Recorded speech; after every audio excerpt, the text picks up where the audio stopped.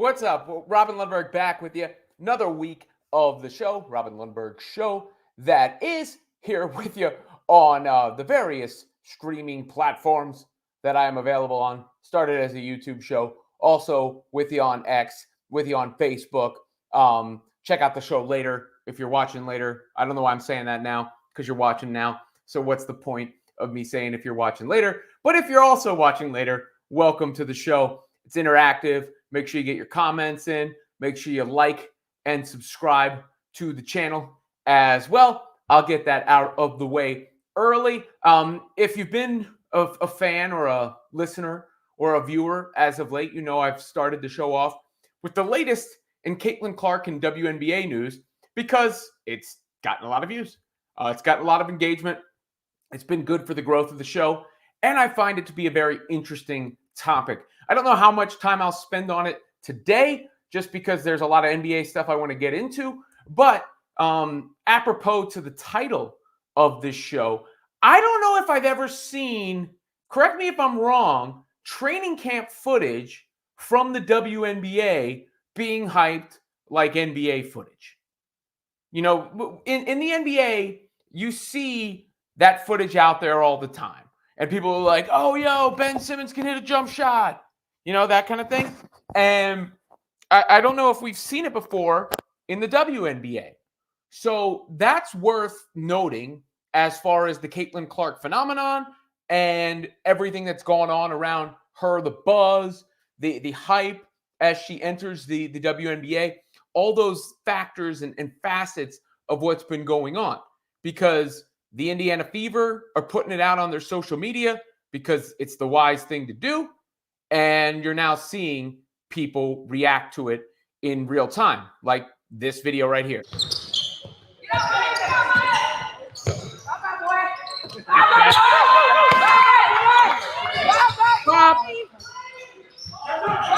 there's been other footage I've seen out there making the rounds online. There was the play with her and Aaliyah Boston from last week. But basically, it just goes to show you the anticipation for Caitlin Clark's debut is out of this world.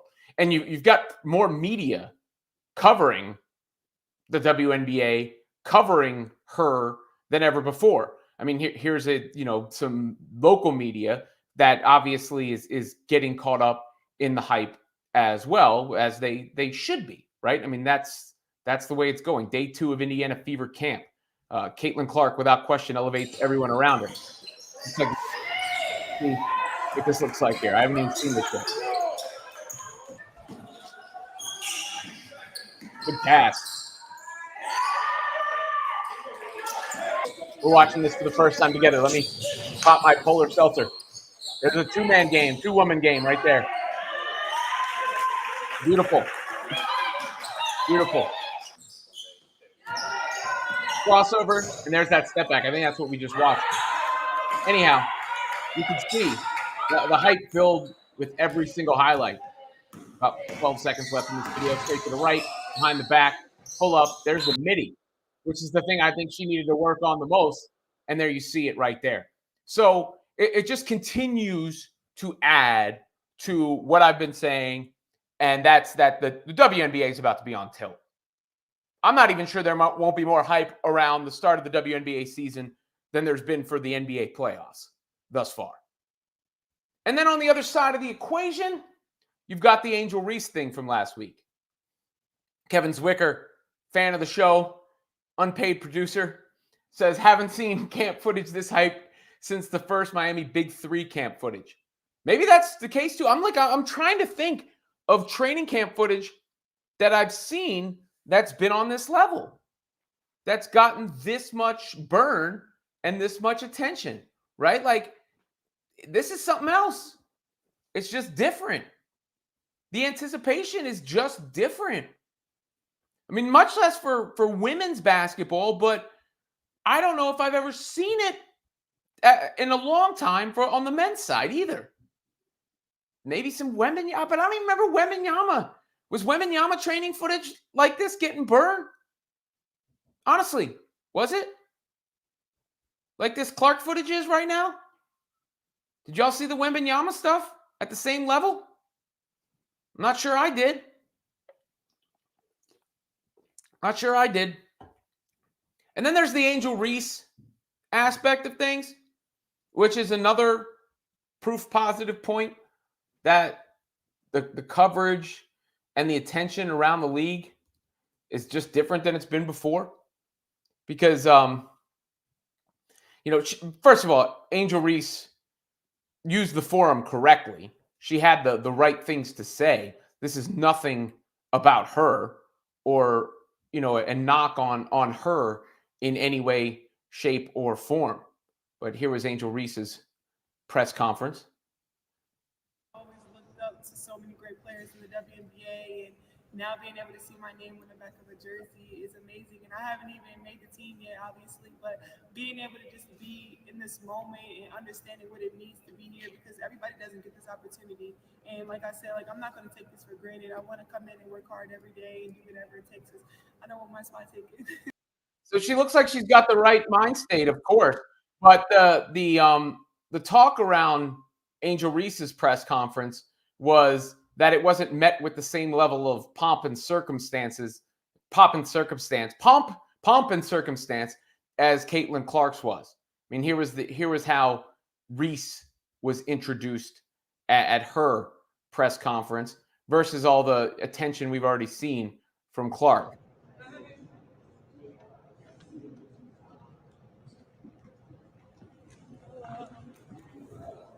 Not that much media there. Doesn't look like they made too big a deal out of it. And, I don't know the circumstances around it in particular, but they definitely could have made a bigger deal about it. There's no question.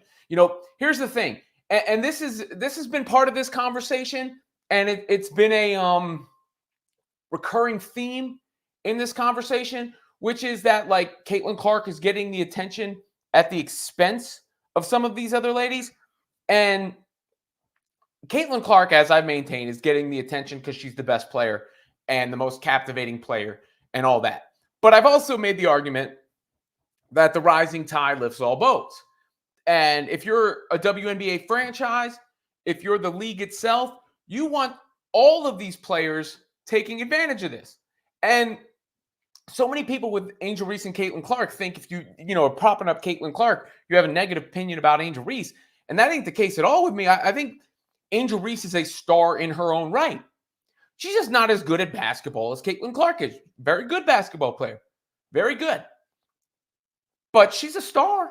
She has a star magnetism, a star charisma that you can't teach. And if I'm the Chicago Sky, I'm making a big deal about Angel Reese being a part of my organization and being a part of my team. I'm making a big deal. That's just me. Kim Kelly says, how was it for Cardosa? I don't know. I didn't go scour everything. But look, Reese is the second biggest star behind Caitlin Clark. Because in part, obviously, their interaction took the whole thing to another level. That shouldn't be, and that's incumbent on the organization. That's incumbent on the decision makers. That's incumbent on those people to make that happen. Because the fanfare is certainly there. And, you can't blame, everybody's looking for a finger to point at, like why certain people don't have shoes, why all these other things are going on. If the teams and the league itself aren't going to give these women the proper attention and that proper red carpet, if you will, then nobody else is going to follow suit. So I do firmly believe that Caitlin Clark is the driving force behind the attention in women's basketball. But what do? You capitalize on that. You capitalize on that. You can build up your legends as a result. Hey, you're new to the WNBA? Here's what Sue Bird did. Here's what Diana Taurasi did. Here's, what Candace Parker, who just retired, did. You could do that. Obviously, you want to build the next generation. I did a show on that last week. Here's what Paige Beckers is going to do. Here's what Juju Watkins is going to do. You know? You could do that. But, I mean, Angel Reese is right there for you.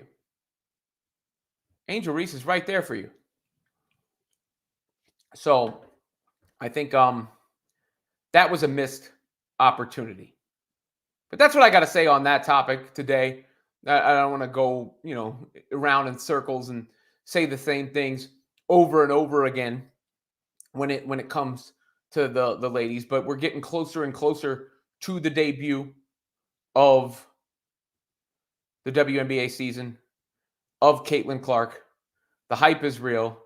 We're getting the training camp footage, and it's going to nicely coincide with the NBA playoffs and then take off after the NBA playoffs stop. Speaking of the NBA playoffs, the Knicks fans took over Philadelphia. Whew, that was pretty cool. I got to be honest with you. I've given Knicks fans a hard time. They've given me a hard time at times. If you don't know this story, so I used to do New York sports talk radio, and I talked a lot of Knicks, and I was just kind of brutally honest about it. And some of their fans didn't react well to me being brutally honest about it. And, they would come after me, and I would call them the Knicks fan police, the ones who identified with their captor, right? Like the ones who said, don't say anything bad about Jim Dolan in the midst of Jim Dolan doing all bad things for the organization. Those fans. And I even had Carmelo Anthony record a drop for me saying, hey, Knicks fans, this is Carmelo Anthony. Leave Robin alone, Knicks fan police. And that was a part of the radio bit. But nevertheless, the whole thing with the after game one and after every game one, when they throw a party in the streets of 7th Avenue or wherever it is, that is a little much for me, especially because it's usually come back to bite them. But the way that Knicks fans were able to take over Philadelphia and Wells Fargo Center and even get Joel Embiid to say something about it was something else. I mean, if you didn't see it, listen to this. This is like inside the arena. This is inside the arena. This is impressive.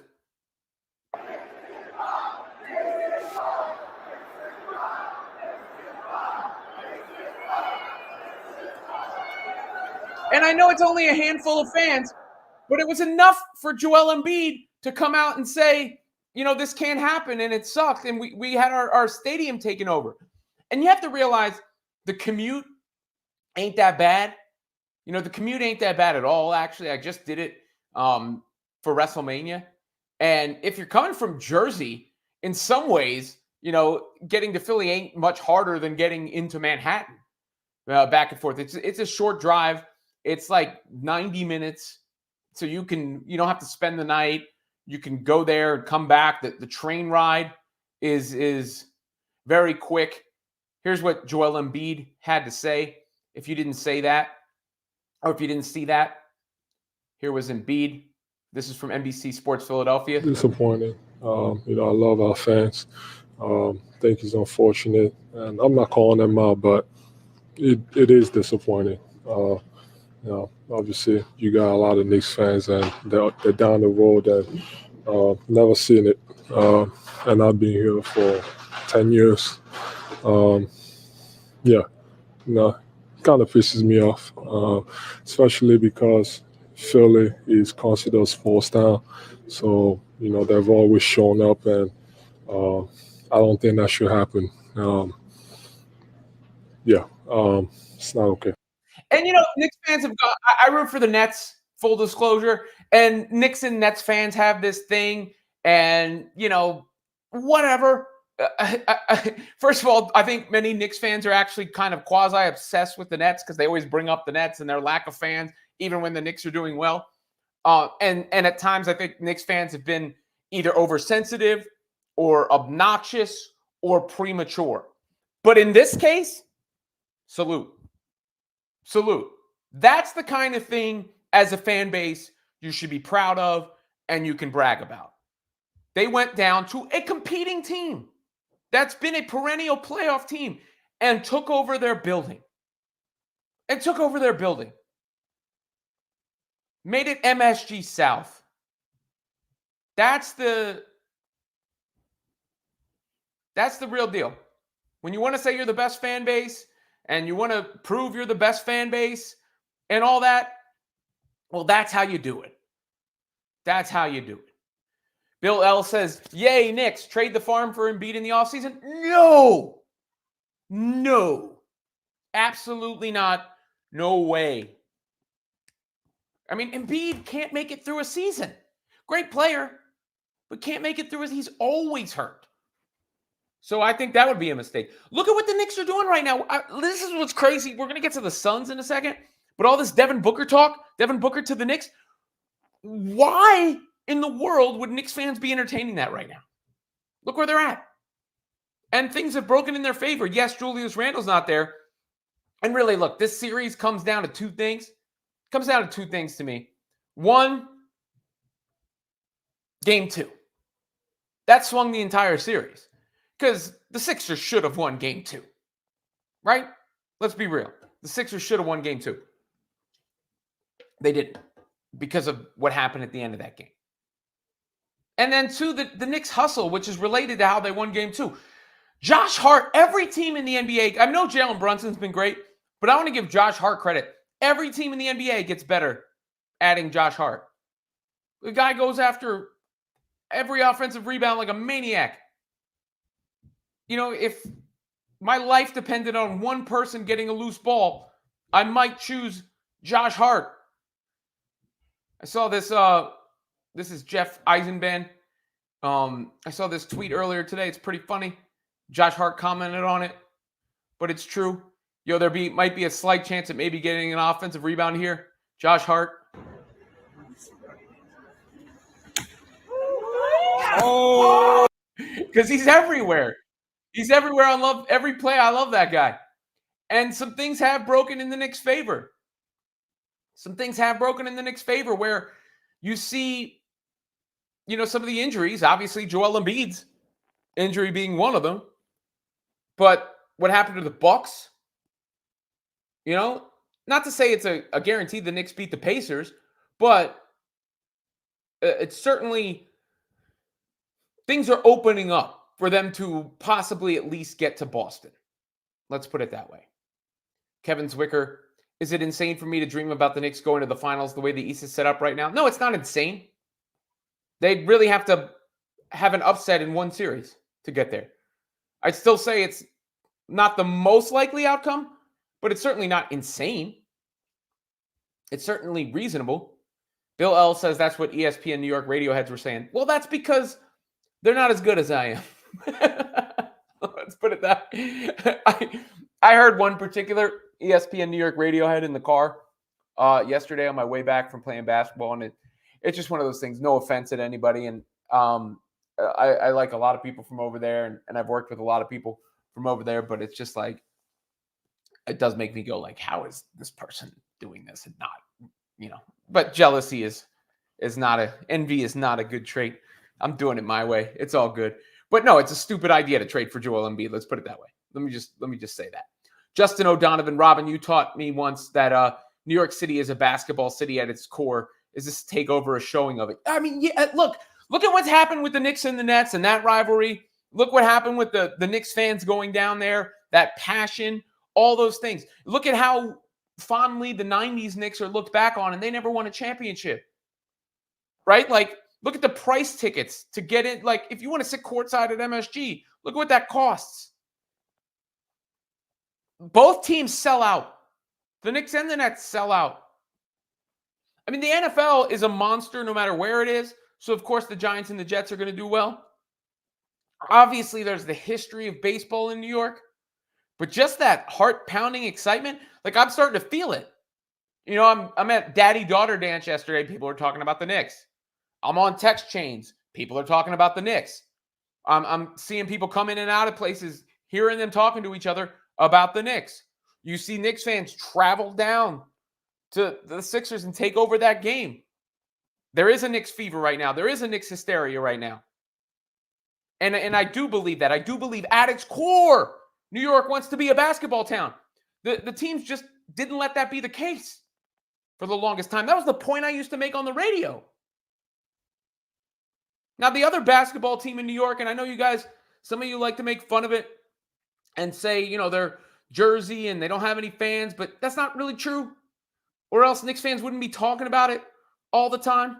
They benefit from what happened to the Phoenix Suns, who were just swept out of the NBA playoffs. You know, and look, I like KD. Look at that on my wall right behind me.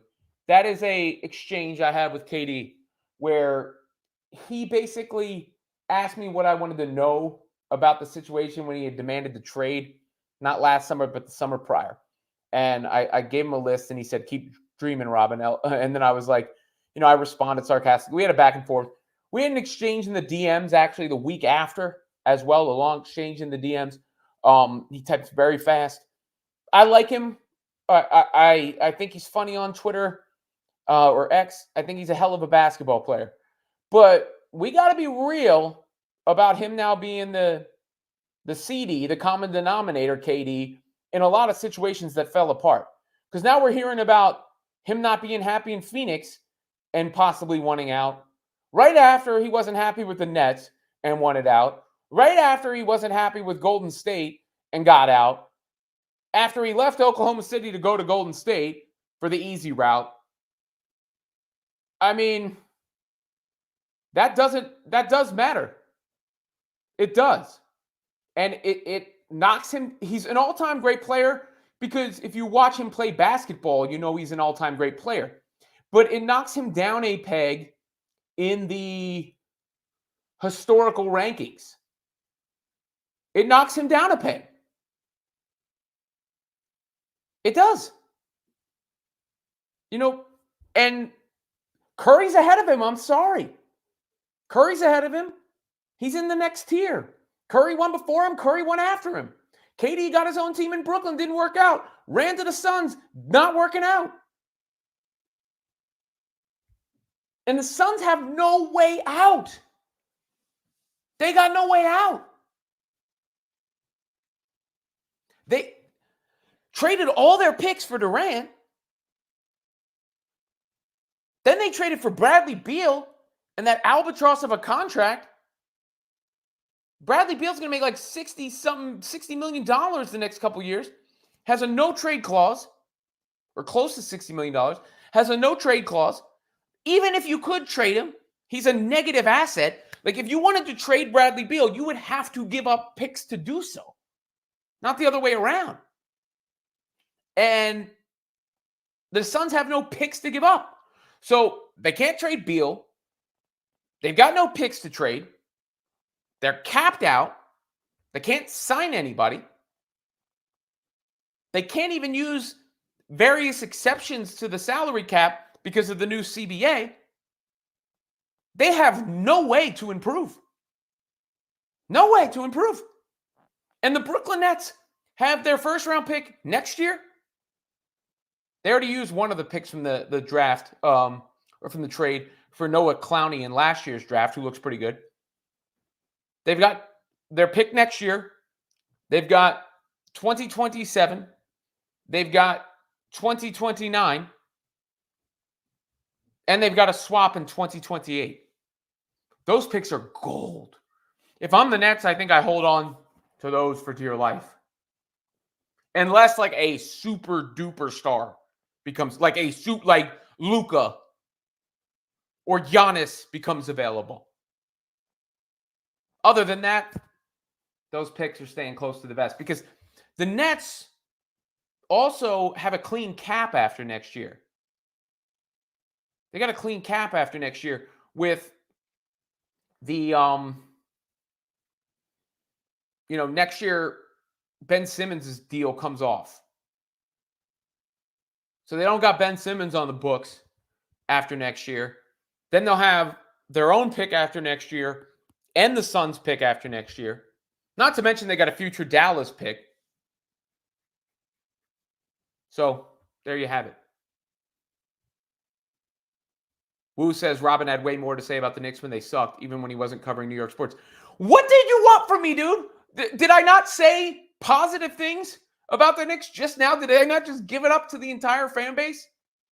This is what I'm talking about with the Knicks fan police. It's this. Like, no matter what, you guys aren't happy. I gave the Knicks their flowers, dog. Plant them in Madison Square Garden. Don't whine like Joel Embiid. Matt Santoro says, what up, Robin and my Knicks, baby? Salute, man. All of y'all who have been down for it, you deserve it.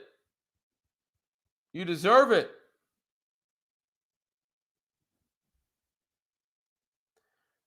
DS Size Sahande says, what do you think of Ant-Man? I'm assuming you mean Anthony Edwards and not Paul Rudd. I was once on the subway with Paul Rudd, by the way. Once on the subway with him. And it's funny, this is like the New York thing for you because no one said a word to the guy. Right? Like, you're on the subway with Paul Rudd, and I'm sitting right next to him. And you know, we had that look of, I was like, yeah, I know who you are. But I didn't say anything. And a bunch of people had that same look too. But Anthony Edwards, baller, man. Coming into his own. I think the T-Wolves Nuggets series, I think the winner of that series wins the title. And if you watched Edwards in Team USA last year, you saw it last summer. You saw the starts of that. Matt Santoro says he'd be chilling in Rhinebeck on the reg. Is that Anthony Edwards or Paul Rudd? Who are we talking about there? Bishop Butterball says, Knicks fan police. They're back up in the building, baby. Back up in the easy, baby. He's shady. He's so crazy. Kevin Zwicker, KD might have one of the most complicated legacies out of all the all-time greats. Probably. I mean, he got the easiest title ever, and he's never been able to lead a franchise. Bishop Butterball says, don't count LeBron out. I mean, look, I'm never counting LeBron out. LeBron's the GOAT, but at 3-1 is tough. They needed to get one of those other games that they were up in. I mean, the only thing, hopefully Jamal Murray's not hurt so bad because you don't want to see that be the way things unravel. But here's the thing about LeBron, where he's at in his career. He's not supposed to be here. You're only making an argument for him when you criticize him for what happens now. Because no player at this phase of their career is doing or was doing what he's doing now. Michael Jordan was playing golf. So, you're only actually praising him by holding him to a superstar standard now. You just don't realize it if you're doing it. Woo back in the chat. Your boy Ryan Rucco did a damn good job yesterday for the Knicks in Philly. Well, he's damn good at what he does. You know? No, nothing but respect for him. And what he's done and what he's accomplished. You know? And obviously it's only up for him from here on out. Bishop Butterball says, I totally agree with you. Well, that's because you're probably pretty smart. You know, that's generally I've found people that agree with me are pretty smart. Gualberto Garcia, Robin, is it true Angel Reese will be getting his signature shoe with Reebok? Let me look it up. I'm not sure. She will be getting a shoe with somebody. There's, whether it's Reebok and that's official or not, I don't know. So she definitely has a deal with Reebok of sorts. She had an NIL deal with Reebok. Does that mean she's going to get a signature sneaker? It means it's there's a good chance it's going to happen. And since she already has the relationship with Reebok, that would make sense. That would align. So, yeah. It's inevitable. Let me put it that way. it's inevitable that Angel Reese gets a signature shoe. Bill L. Love KD, but he did himself no favors. Should have went to the Knicks after Golden State instead of following Kyrie. Why would the Knicks fans... Stop! Why would you still want KD now? Look where your team is. Look where he is. Who cares about him not going to the Knicks? I don't understand. Would the Knicks be in a better spot if he went there? Look, the thing that KD and them did for the Nets is they legitimized them as a destination, as a franchise. And people can say whatever they want. The Nets are now an international brand. They are. The Nets might be bigger than the Knicks globally. You know, Joe Tsai and the China Connect. There's more people in China than anywhere else in the world. You have, I mean, the Nets, I think, have more Instagram followers than the Knicks. Not that that's a specific, but point is, it's merchandise sales. I bet you it's close if the Nets aren't ahead. They're neck and neck in some of those measurables. But the Knicks have the history in the city. And the fact that KD didn't go there didn't hurt them at all. Would they be in a better spot? So I just don't understand that mentality from Knicks fans, either pining for the next superstar or, who would you rather have right now, Jalen Brunson or Kevin Durant at this moment in time?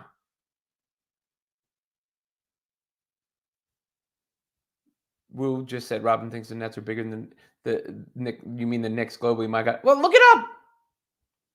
I mean, it's a fact that they have more followers on social media.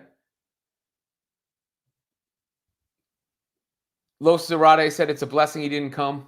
I don't want anyone soft on the Knicks. Matt Santoro says Knicks fans aren't worried about KD. LOL. But they shouldn't be. They shouldn't be.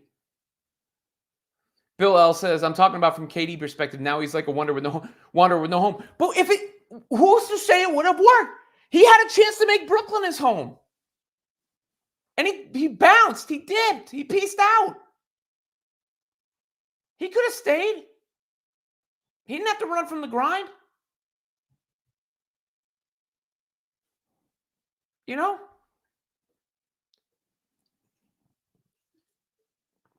As far as where he should go next, I know people say OKC. I don't know. I think it's over for him. I think it's over. I think it's done. I think it's done. Wu says, what are you more passionate about, hip hop or sports? It depends. That's one of the reasons. Narrowing in on like specific topics is one of the reasons I talk about all these topics on this show. And I'm going to start cutting videos of at least one topic from the show when I'm done every day and making it separate, have the show stand alone and then have that clip.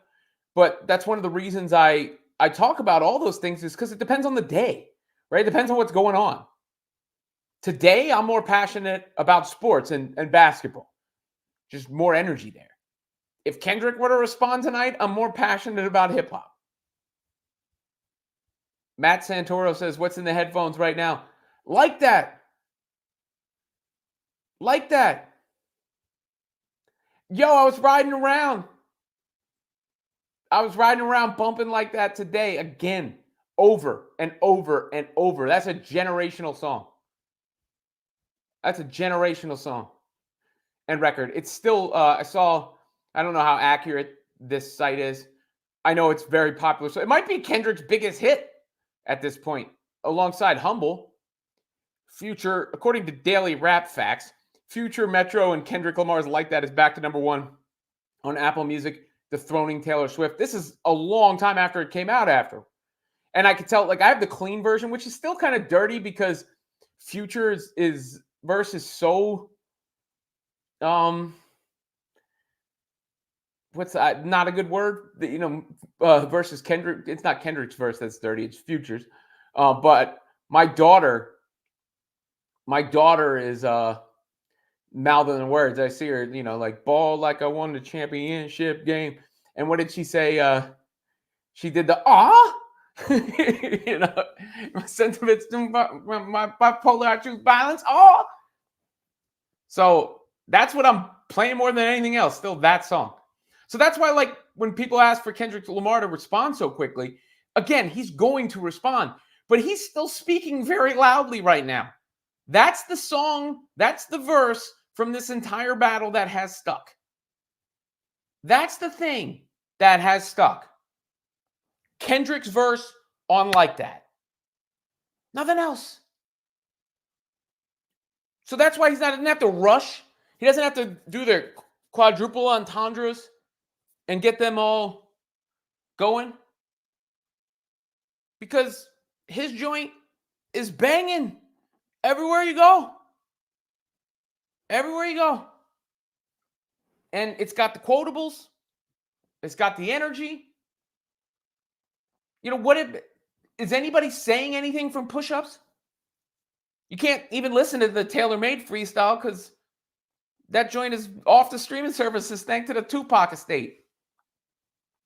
So, yeah, Kendrick, and if he responds on his album, who cares? People act like that's a weird thing. Takeover was on Blueprint. Ether was on what? Stillmatic. Even J. Cole put his joint on I Might Delete Later and then deleted it.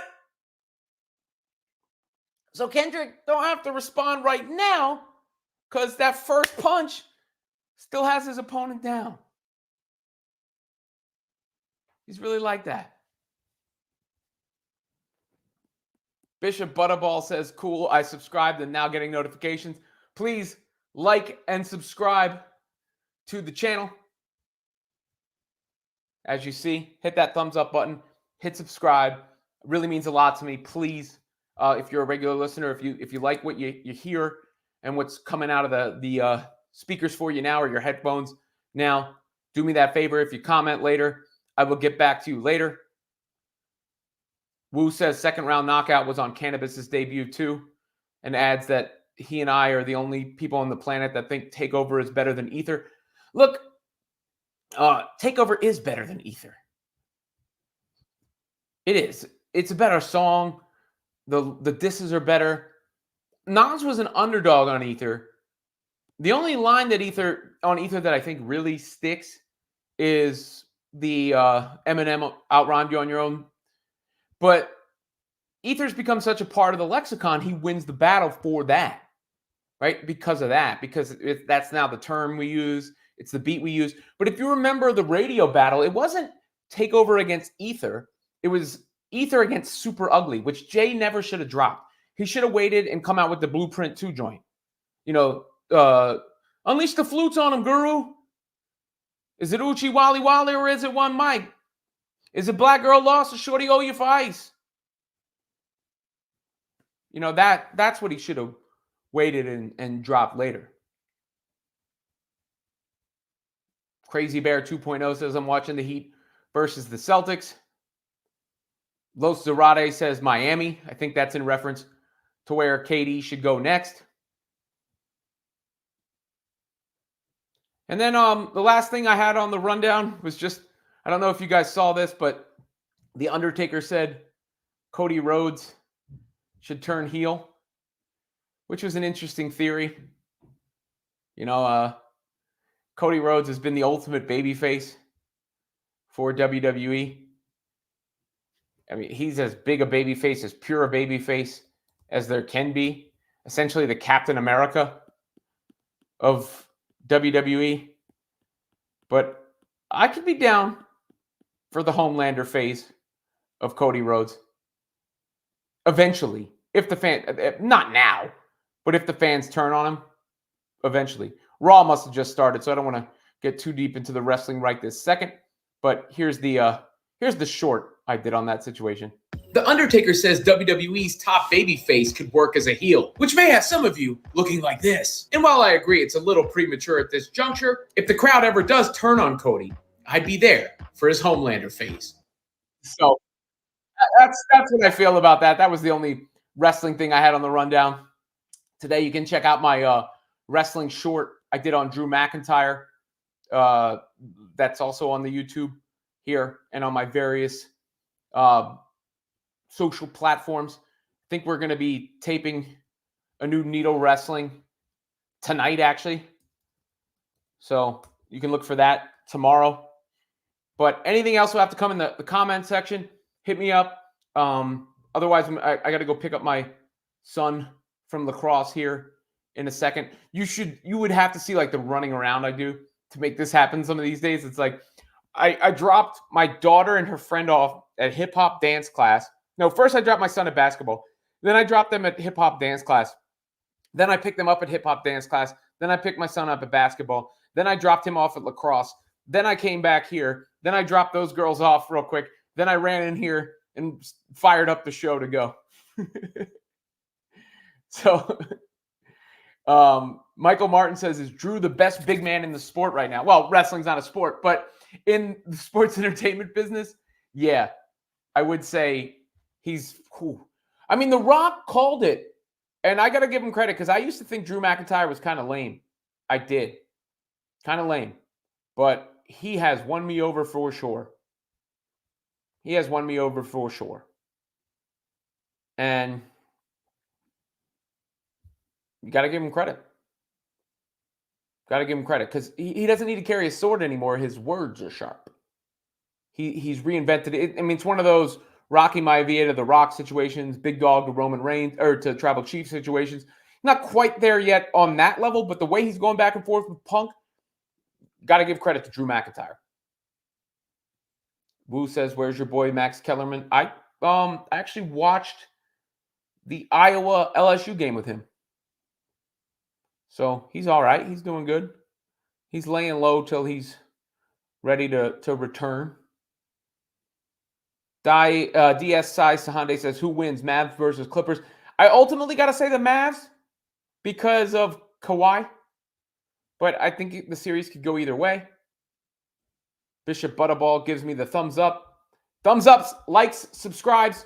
Please, all those things can really help. The show just continues to grow, guys. I'm looking at the numbers right now. We got another good one going. I think I'm going to clip what I said about the Knicks through the KD discussion. And I think I kind of was feeling the Kendrick part too. So I might clip that too. So if you want to rewatch those, you can check that out. This is also available on Apple and Spotify, though I don't know how many people are listening there. I'll have to go check the numbers. If you like it, I'll keep putting it there. I want people to be able to get this wherever it is. So let me know if you're liking it there. Here's Logan Paul with Patrick Mahomes from Raw. He's got the Prime joint on. I'm a fan of Prime. I like Prime. I don't know what to tell you. Good. Patrick Mahomes and Logan Paul. Has Patrick Mahomes just turned heel? I mean, that's about as heel a behavior as you can do.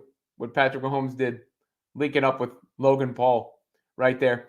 All right, guys, I got to go pick up my son from practice. Comment, like, subscribe, all those good things. I will be back tomorrow with another episode here on the same Robin Lundberg channel. Peace out, players.